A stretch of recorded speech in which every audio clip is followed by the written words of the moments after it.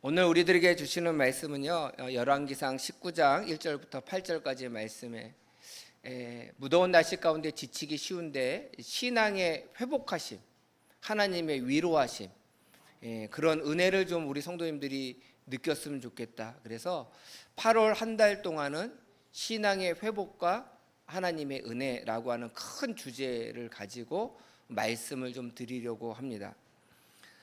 제가 개인적으로 힘들고 목회를 하다가 힘들고 마음 가운데 괴롭고 이게 목회하는 게 맞나라고 하는 이런 답답한 마음이 들 때마다 제가 이 말씀을 읽고 묵상하는 부분이 오늘 이 열왕기상 19장 1절부터 8절까지 말씀이에요. 저에게는 가장 힘들었을 때 위로가 됐던 말씀. 그래서 그 말씀의 은혜를 우리 성도님들과 함께 좀 나누려고 합니다. 저희가 목회를 처음 시작할 때는요, 뭐든지 다 잘할 줄 알았어요. 제가 목회만 하면요, 막 그냥 사람들이 몰려서 막 물밀듯이 막 가득가득 찰 줄 알았습니다. 자신감이 아주 찼었고요. 뭐든지 가능할 거라고 생각했는데 막상 개척교회를 해보니까 한 명도 안 오더라고요.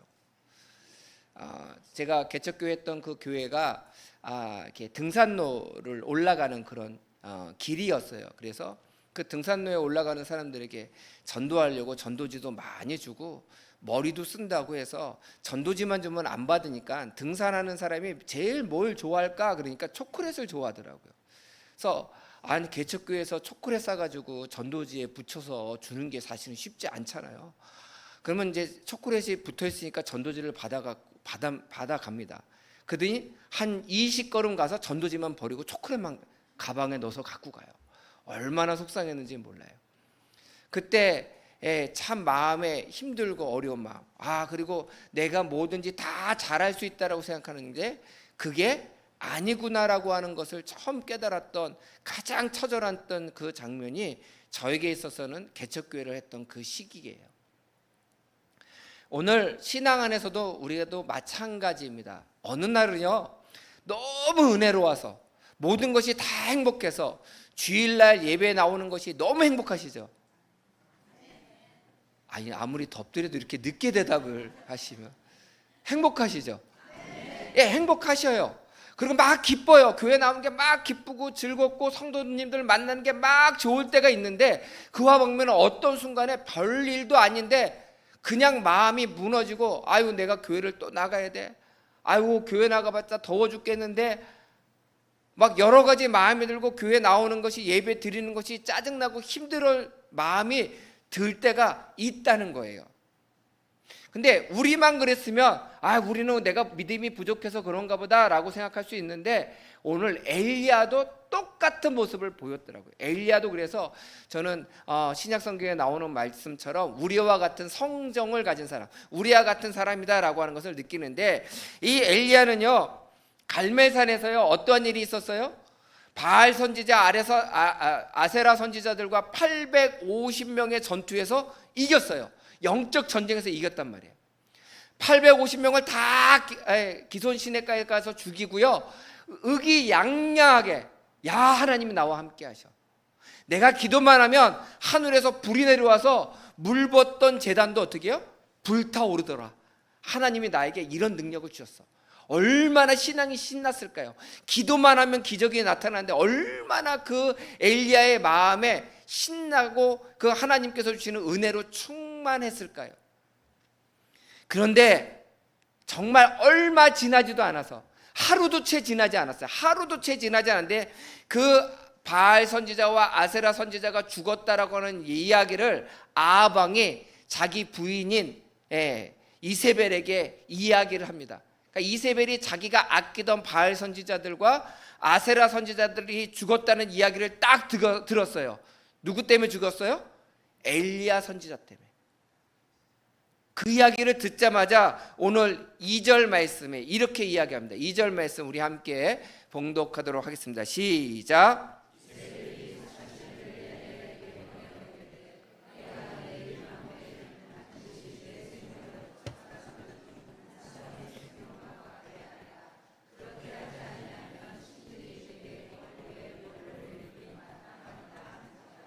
아멘.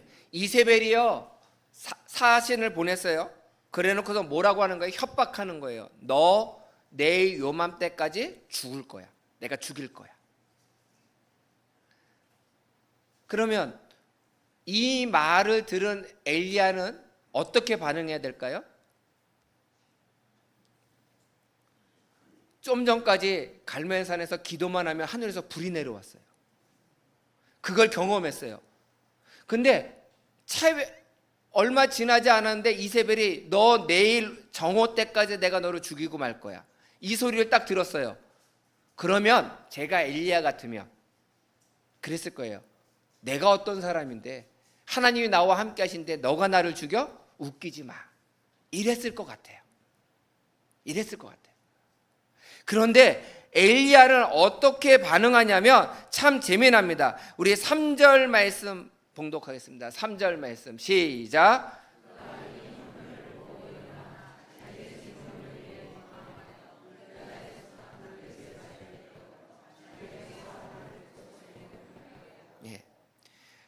그 얘기를 듣자마자 벌벌 떨기 시작하는 거예요. 그래가지고 자기 생명을 위해서 어떻게 해요?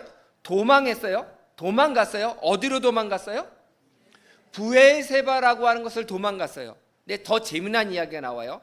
브엘세바에 도망갔는데 자기 사환을 데리고 갔단 말이에요. 자기의 몸종 같은 사람을, 비서를 데리고 갔어요. 근데 비서는 브엘세바에 두고 그 다음 4절 말씀에 보니까 자기 자신은 광야에 들어가 하루길쯤 가서 로뎀나무의 아래에 앉아서 자기가 죽기를 원하여 이르되 여호와여 넉넉하오니 지금 내 생명을 거두시옵소서. 나는 내 조상들보다 낫지 못하나이다. 그러니까 보세요. 브엘세바까지 도망갔어요. 근데 브엘세바에서 자기 비서는 두고 사환은 두고 또 하루길 또 도망가요. 그러면 갈멜산에서 브엘세바까지의 거리를 좀 알아야 되잖아요. 이 거리가 직선거리로, 지도에서 보면 자로 딱 쟀을 때 직선거리로 봤을 때 150km에서 160km 사이예요. 사람이 이 갈멜산에서부터 브엘세바까지 가려면 약 200km를 걸어야 돼요. 성인 남자가 아무리 빨리 걸어도 5일 정도, 4일에서 5일 정도 걸어가야 될 수 있는 거리예요. 그러니까 쉬운 거리가 아니에요. 가까운 거리가 아니에요. 그러니까요, 우리나라 표현에 그런 말 있잖아요. 꽁지 빠지게 도망간 거예요. 엘리야 선지자가 하나님께서 능력을 주신 선지자고 이스라엘 백성이 생각할 때는 가장 능력 있는 선지자가 말 한마디 들었다고, 말 한마디 들었다고, 자기를 죽이겠다라고 하는 말 한마디를 들었다고 꽁지 빠지게 200km를 도망간 거예요. 약 200km면요 여기서부터요 대전을 넘어서 옥천이라는 데까지 가야 돼요. 200km. 제가 지도를 대충 보니까 서울에서부터 우리 장안 우리 새샘교회부터 제가 거리를 대충 재보니까 옥천이라고, 옥천 휴게소까지는 가야 되더라고요. 얼마나 꽁지 빠지게 도망가서. 그런데 거기에 사환을 두고 또 하루길 또 도망가는 거예요. 그리고 따져봤더니 대구쯤 갔더라고요. 대구쯤. 왜 사환을 두고 도망갔을까?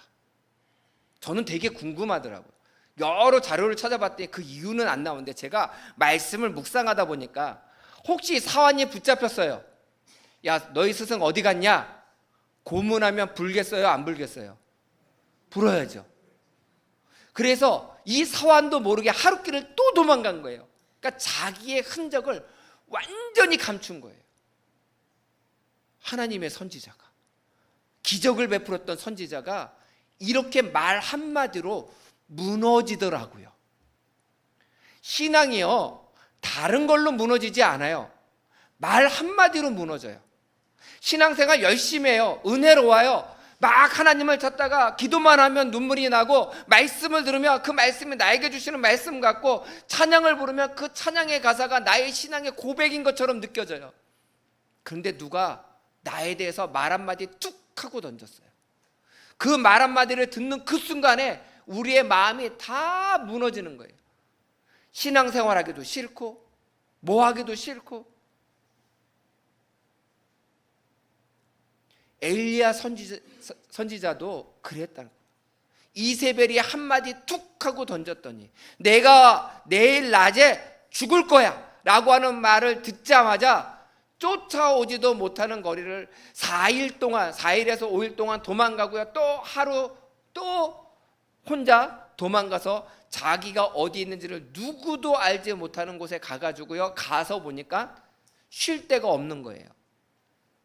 오늘 성경 말씀에 로뎀나무라고 했는데요. 이 로뎀나무는요, 잎사귀가 큰 나무가 아니에요. 잎사귀가 아주 조그만 나무예요. 가지가 좀 많을 뿐이에요. 많이 자라야 2m에서 3m. 그 밑에요, 겨우 머리를 들이밀면 그늘이 좀 져서 사람 하나 쪼그리고 앉으면 그 그늘 밑에서 쉴 수 있을 정도의 나무예요. 그 나무 밑에 가서 엘리야 선지자가 하나님께 이렇게 합니다. 나 지금 죽었으면 좋겠어요. 나 지금 죽었으면 좋겠어요. 우리 성도님들은 어떠십니까? 우리의 삶을 살다 보면 어려운 문제가 생겨요. 누가 말 한마디 한 것 때문에 가슴에 상처가 됩니다. 후벼 팝니다.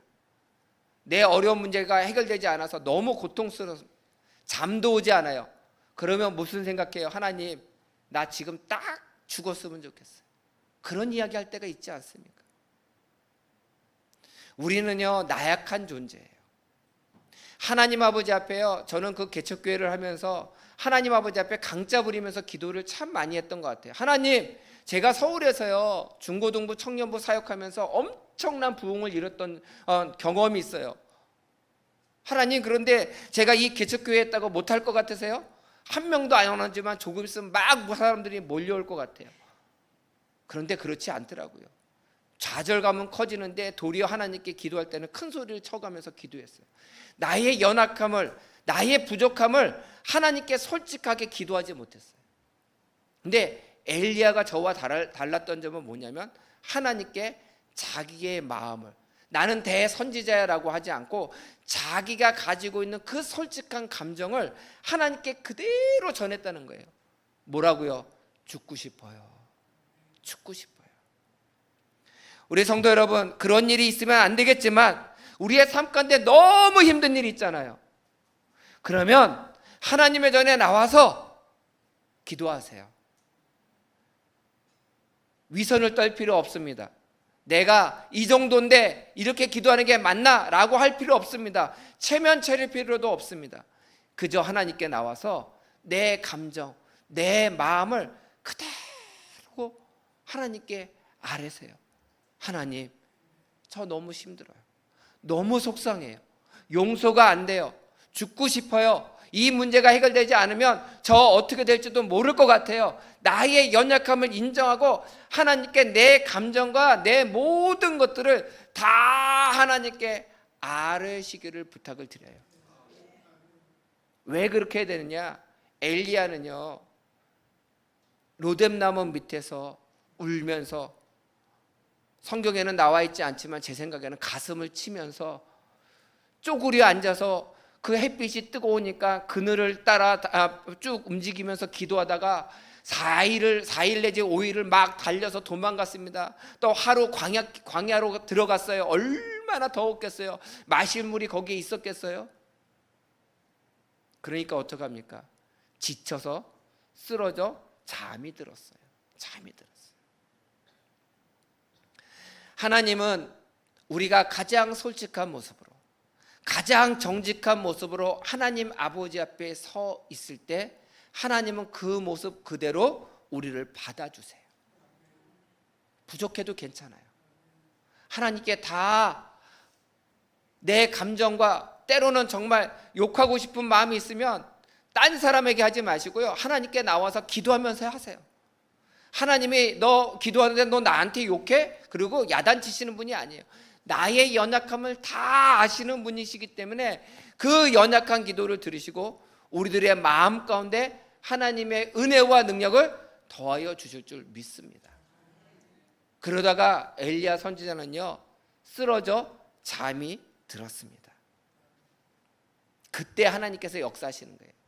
쓰러져 잠이 드는 순간은요, 이 엘리야 선지자가 자기가 뭐를 할 수 있는 게 아무것도 없어요. 생각할 수도 없습니다.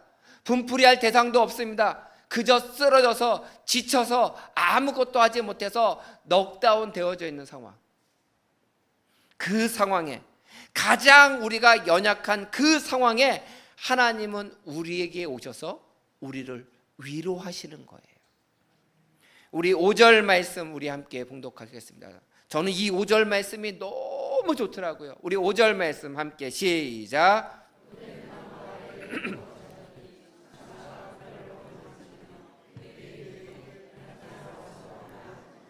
아멘.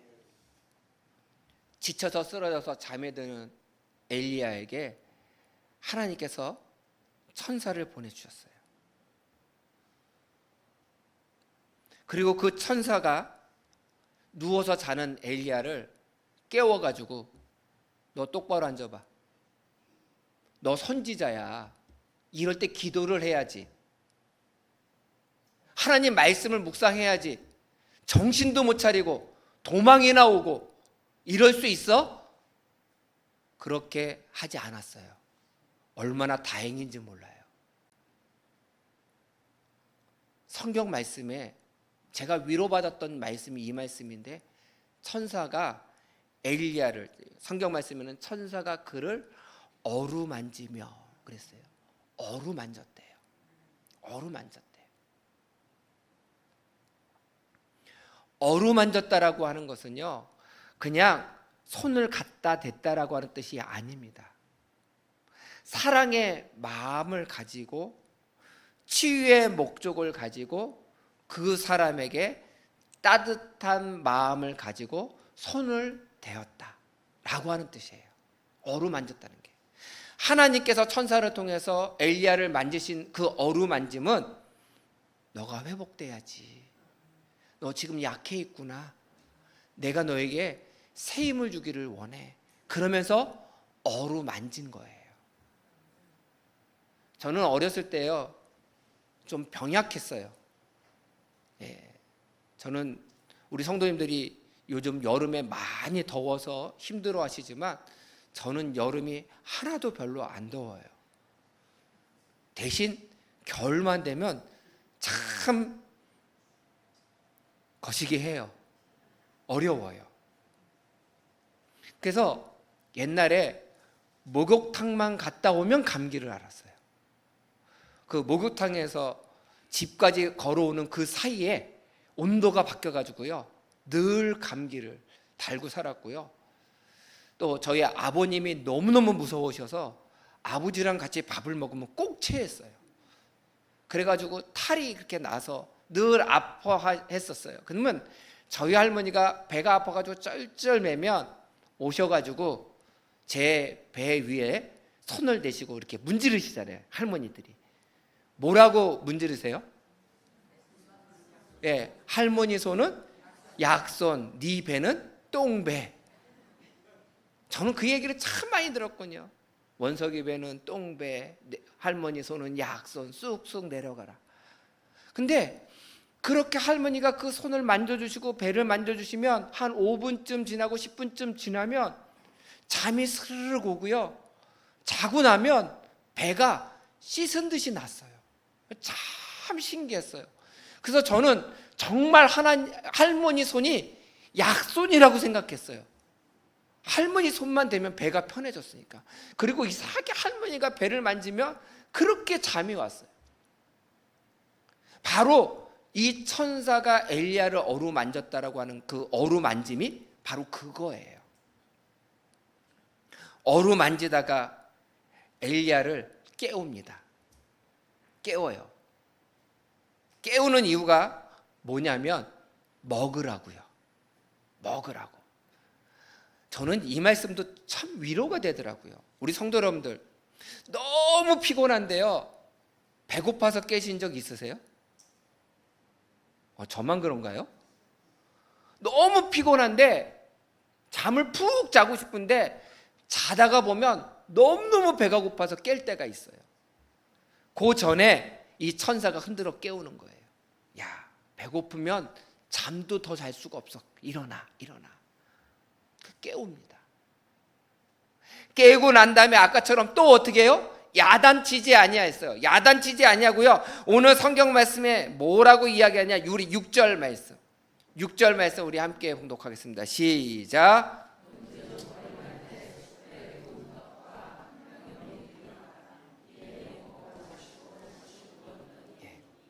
머리맡에 숯불에 구운 떡과 한 병 물이 있대요. 그걸 딱 주는 거예요. 저는 숯불에 구운 떡이라고 하는 이 말씀이 저에게 또 은혜가 되더라고요. 이 말씀이 왜 은혜가 됐냐면 따끈따끈하잖아요. 말랑말랑하잖아요. 하나님께서 우리의 삶을 어루만지고 우리를 회복시키시고 우리에게 은혜를 주실 때 어떤 은혜를 주시냐면 따끈따끈한 은혜를 주시는 거예요. 준비된 은혜를 주시는 거예요. 준비 없이 냉장고에서 꽁꽁 얼은 떡 주면서 먹으라고 하시는 게 아니고요.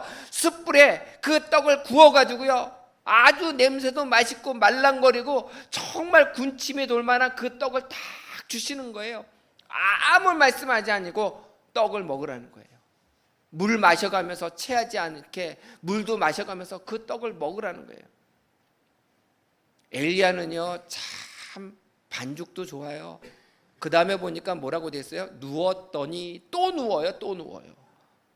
먹었으면 하나님 제가 염치가 없어서 이래야 되는데 먹고 또 어떻게 해요? 또 누워요. 또 누워요. 하나님은요 바로 그러신 분이에요. 우리의 연약함을 아셔요. 우리의 육체의 연약함, 우리 마음의 연약함, 우리의 영적인 연약함. 육신의 질병이 있으면요 육신의 질병 때문에 연약함이 생겨요. 우리의 마음의 연약함이 들면요 그 마음의 힘든 때문에 병이 들어요. 하나님은 그것도 아세요. 그래서 먼저 육신부터 회복시켜 주시는 거예요. 육신부터. 너 5일 동안 쉬지 않고 뛰어왔지 않니? 얼마나 피곤하겠어. 자. 일어나서 먹고 또 자. 먹고 또 자. 만약에 우리 학생들 기말고사 열심히 잘 보고 이제 마지막날 시험 끝나고 집에 와서 딱 누우려고 해요. 그러면 엄마가 야, 너 수고했다. 밥 먹고 자라. 그럴까요? 아니, 그럼 부모님들한테 물어봐야 되나요? 아니라고 그러는데요. 하나님은요 먹고 자라는 거예요. 육신의 연약함을 아셔서 회복시켜 주시기를 원하는 거예요. 그러면서 그 하나님께서는요 엘리야를 책망하지 아니하시고 다시 재우시고 또 깨우셔서 또 먹으라고 하십니다. 육체의 피로와 그의 배고픔의 피로를 채워주시는 하나님이에요. 저는 우리 성도님들이 힘들고 어려울 때, 여러분들의 삶에 괴로움이 생겼을 때 하나님의 어루만져 주시는 손길을 경험하시기를 부탁을 드려요. 하나님, 제가 몸이 아픕니다. 마음이 아픕니다. 신앙이 힘듭니다. 하나님, 천사를 보내주셔서 제 육신을 만져주세요. 어루만져주세요. 제 마음을 어루만져주세요. 그래서 세상에 줄 수 없는 참된 평안, 근심과 걱정이 다 사라지고 참된 평안의 마음이 내 마음에 가득 차게 해주세요. 하나님, 신앙이 제가 힘듭니다. 믿어지지가 않고요. 제가 신앙으로 어떻게 회복해야 될지 잘 모르겠어요. 제 신앙을 어루만져 주시기를 원합니다. 그러면요 하나님은 책망하지 아니하시고 어떻게 해요? 우리를 어루만져 주시는 분이시라는 거예요. 저는 그래서 우리 한국에 계신 분들을, 특별히 엄마들은 전 그랬으면 좋겠어요. 아이들 데리고 놀이터 가잖아요. 그러면 야, 뛰지 마라. 그러다가 넘어지면 다친다. 그러면 말 들어요, 안 들어요? 안 들어요. 신나게 뛰어요. 게다가 꽈당 넘어졌습니다. 그럼 이 아이가 막 아파서 울다가 엄마를 보고 달려와서 안깁니다. 그러면 한국 엄마들은 뭐라고 얘기해요? 안기면 어떻게 해요? 딱 띄워놓고 뭐라고 얘기해요? 거봐, 엄마 말 안 되니까 다치잖아. 하나님이 그렇게 하셨어요? 아니에요. 어루만졌잖아요. 어루만져주셨잖아요. 그럼 우리도 하나님의 말씀을 배웠으면 우리도 어떻게 해야 돼요? 어루만져 주시는 거예요. 우리 중고등부학생들 오늘 예배 드리고 있는데요, 아이들이 열심히 공부했는데 시험 성적이 안 나올 때도 있잖아요. 이렇게 동의를 하나도 안 해주세요. 아니, 아이들이 열심히 공부했는데도요, 공부한 것만 피해서 문제가 나올 때도 있어요. 그치? 예, 그렇대요. 그럴 때 이 아이 마음이 제일 속상해요. 그러면 엄마가 내가 그럴 줄 알았다. 너 시험 못 볼 줄 알았어. 내가 너 공부하는 거 꼴을 보니까 시험 못 볼 것 같았어. 그러지 말고 어떻게 하라고요? 어루 만져주시라는. 수고했는데 너가 성적이 안 나왔구나. 얼마나 너 마음이 괴롭게. 우리가 하나님의 말씀을 배웠으면 우리도 그 말씀을 실천해 보세요. 내 주위에 어려운 사람들이 있습니까? 그냥 옆에서 손 꼭 붙잡아 주세요. 한마디 하세요. 권사님 위해서 기도할게요. 권사님 힘드시죠? 내가 곁에 있어요. 힘들 때마다 저에게 전화 주세요. 내가 언제든지 권사님 곁으로 달려갈게요. 그 말 한마디가 그 사람의 어루만짐이 될 수 있다는 거예요. 하나님이 우리를 어루만져 주셨기 때문에, 엘리야를 어루만져 주셨기 때문에, 오늘 나를 어루만져 주실 것을 믿기 때문에 그 어루만져 주심의 은혜를 체험한 우리 또한 우리 주위에 힘들고 어려운 사람들을 어루만져 줄 수 있는 우리 새샘의 성도가 되시기를 간절히 축원드립니다. 마지막으로 그 어루만져 주심의 은혜를 경험한 자들은요, 하나님께서 새로운 사명을 감당할 수 있는 힘과 능력을 더하여 주시는 거예요. 근데 오늘 신기한 말씀이 있더라고요. 제가 이 말씀은요, 한참 뒤에 깨달았어요. 우리 8절 말씀 우리 함께 봉독하겠습니다. 8절 말씀 시작.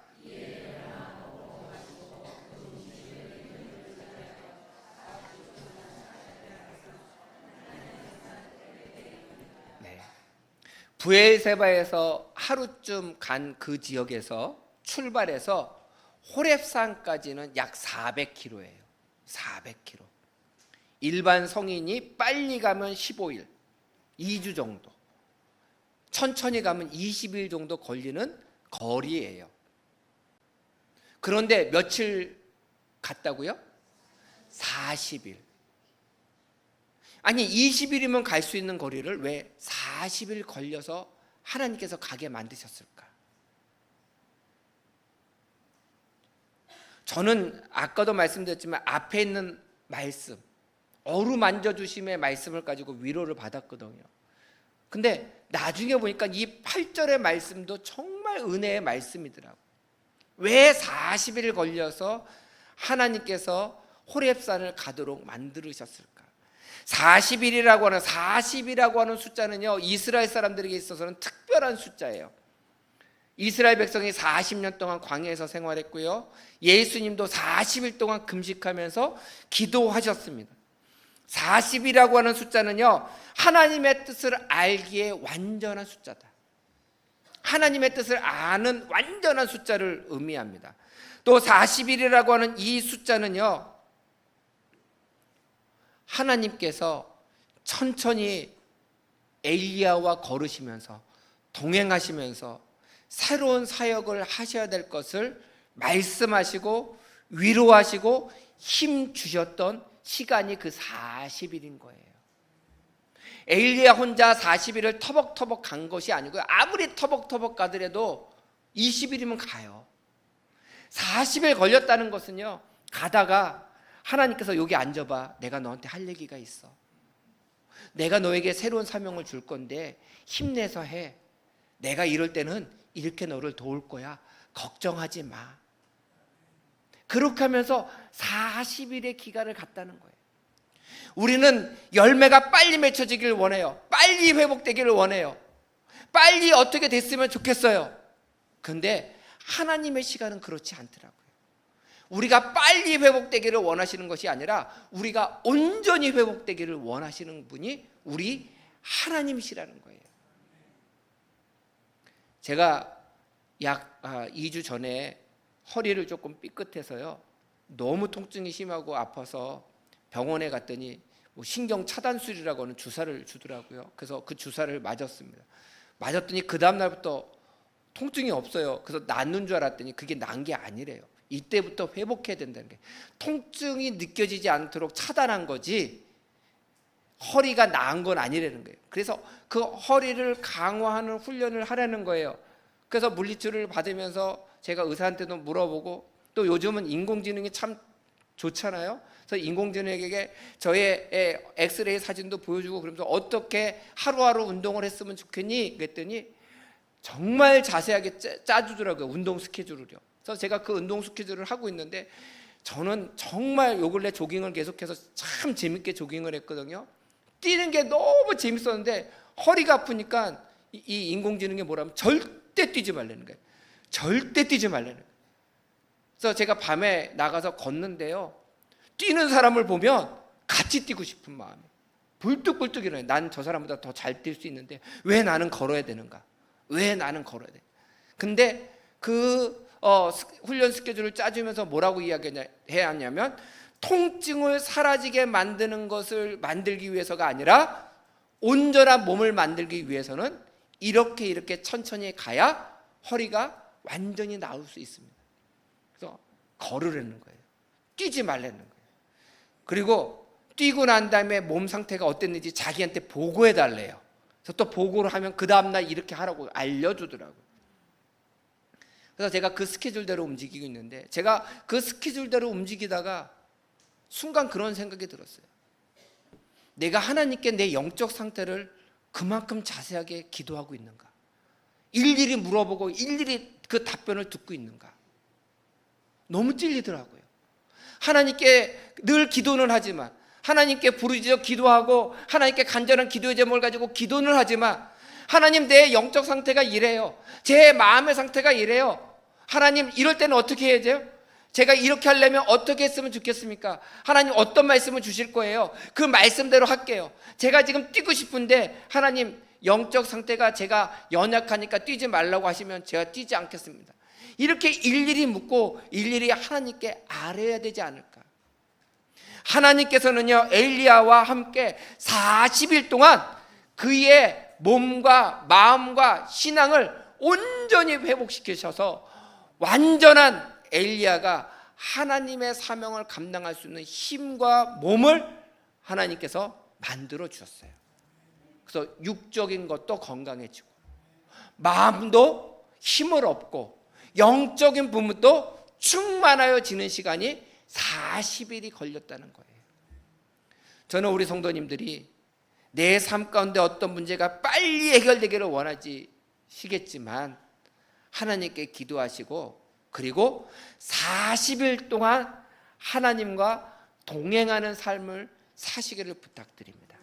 그러면 하나님께서는요, 반드시 그 기간 동안에 여러분들의 마음과 여러분들의 육신과 여러분들의 신앙을 완벽하게 회복시켜 주실 줄 믿습니다.